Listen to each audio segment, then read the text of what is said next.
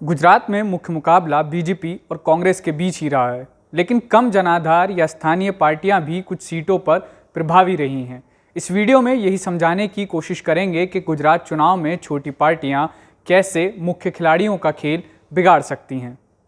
इस बार चुनाव में आम आदमी पार्टी, एनसीपी, एआईएमआईएम, बीटीपी सहित कई क्षेत्रीय पार्टियां मैदान में हैं, लेकिन उनके लिए मुकाबला इतना भी आसान नहीं है। एक तरफ अरविंद केजरीवाल की आम आदमी पार्टी प्रदेश में अपनी जमीन तलाशने की कोशिशों में जुटी है, वहीं एआईएमआईएम मुस्लिम वोटर्स के भरोसे मैदान में उतरी है। भारतीय ट्राइबल पार्टी भी चुनावी मैदान में ताल ठोक रही है। पहले भारतीय ट्राइबल पार्टी के जनाधार को समझते हैं। 2011 की जनगणना के मुताबिक गुजरात में 89.17 लाख आदिवासी हैं, जो कि प्रदेश की कुल आबादी का लगभग 15% हैं। राज्य के 14 पूर्वी जिलों में आदिवासी समुदाय बड़े पैमाने पर हैं।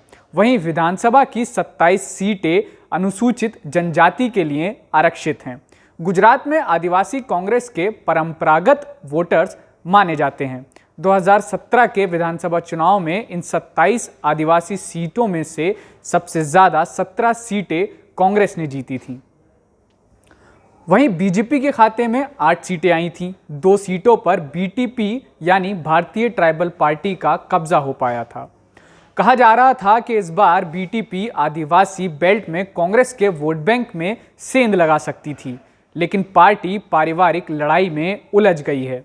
बीटीपी के संस्थापक छोटू वसावा और उनके बेटे महेश वसावा आमने सामने हो गए हैं। पूरे विवाद की शुरुआत बीटीपी उम्मीदवारों के ऐलान के साथ हुई। महेश वसावा ने झगड़िया सीट से अपने ही पिता का पत्ता काटते हुए चुनाव लड़ने का ऐलान कर दिया। बता दें कि इस सीट से उनके पिता छोटू वसावा 1990 से लगातार 7 बार चुनाव जीत चुके हैं। बेटे के ऐलान के बाद पिता ने निर्दलीय पर्चा भर दिया। झगाड़िया गुजरात की ऐसी विधानसभा है जहां कभी भी बीजेपी नहीं जीत पाई है, लेकिन 2022 के चुनाव स्थिति बेहद अलग बन गई है। पिता पुत्र के आमने सामने आने से ये हॉट सीट बन गई है। वहीं अब चर्चा ये भी है कि पिता पुत्र की लड़ाई में फायदा बीजेपी या कांग्रेस या फिर आम आदमी पार्टी को हो सकता है। आदिवासी नेता छोटू वसावा 1990 से लेकर 2017 तक जेडीयू के साथ थे। 2017 के विधानसभा चुनाव से ठीक पहले उन्होंने बीटीपी का गठन किया। इसके बाद 2020 में गुजरात पंचायत चुनाव से पहले असदुद्दीन ओवैसी के नेतृत्व वाली एआईएमआईएम के साथ और इस साल आम आदमी पार्टी के साथ चुनावी गठबंधन किया था। हालांकि जल्द ही वसावा ने आम आदमी पार्टी से नाता तोड़ लिया। उन्होंने दावा किया कि केजरीवाल बीजेपी के इशारे पर काम कर रहे हैं। 2017 विधानसभा चुनाव में बीटीपी ने कांग्रेस के साथ गठबंधन किया था। बीटीपी ने 6 सीटों पर अपने उम्मीदवार उतारे थे, जिनमें से 2 उम्मीदवारों ने जीत हासिल की थी। वहीं 4 उम्मीदवारों की जमानत जब्त हो गई थी। वहीं पार्टी को मात्र 0.74% वोट मिले थे।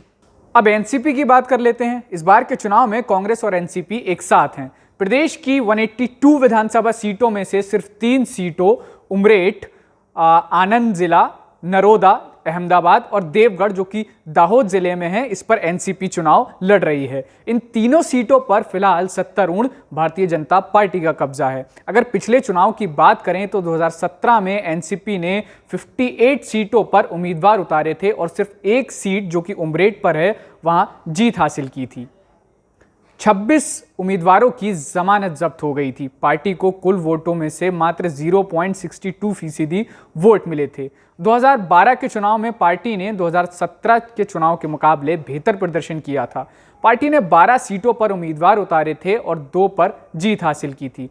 पार्टी को 0.95% वोट मिले थे। अब बीएसपी के जनाधार की भी बात कर लेते हैं। गुजरात में दलितों की आबादी लगभग 8% है। ये सीधे तौर पर 12 से 15 सीटों पर अपने वोट से नतीजों को प्रभावित करने का दम रखते हैं। गुजरात विधानसभा की 13 सीटें एससी के लिए आरक्षित हैं, लेकिन इतनी बड़ी दलित आबादी होने के बावजूद प्रदेश में बीएसपी का जनाधार नहीं है। 2017 के विधानसभा चुनावों में बीएसपी ने 139 सीटों पर चुनाव लड़ा था और सभी उम्मीदवारों की जमानत जब्त हो गई थी। जेडीयू, एसपी, एलजेपी, लेफ्ट सहित स्थानीय पार्टियों का क्या हाल है, ये भी देखते हैं। गुजरात में नीतीश कुमार की जेडीयू से लेकर समाजवादी पार्टी, लोक जनशक्ति पार्टी के साथ ही लेफ्ट और स्थानीय पार्टियां गिनी चुनी सीटों पर ही अपना उम्मीदवार उतारती हैं, लेकिन बीजेपी कांग्रेस की टक्कर में इन पार्टियों के सामने जीत तो छोड़िए, अस्तित्व बचा पाना भी इन पार्टियों के लिए बड़ी चुनौती हो जाता है। अगर पिछले चुनाव की बात करें तो बीजेपी कांग्रेस ने प्रदेश में 90.49% वोट हासिल किए थे। वहीं बचे हुए 9.51% वोट निर्दलीय सहित अन्य पार्टियों के खाते में आए थे। ऐसा ही कुछ हाल 2012, 2017 और 2002 के चुनाव में भी हुआ था।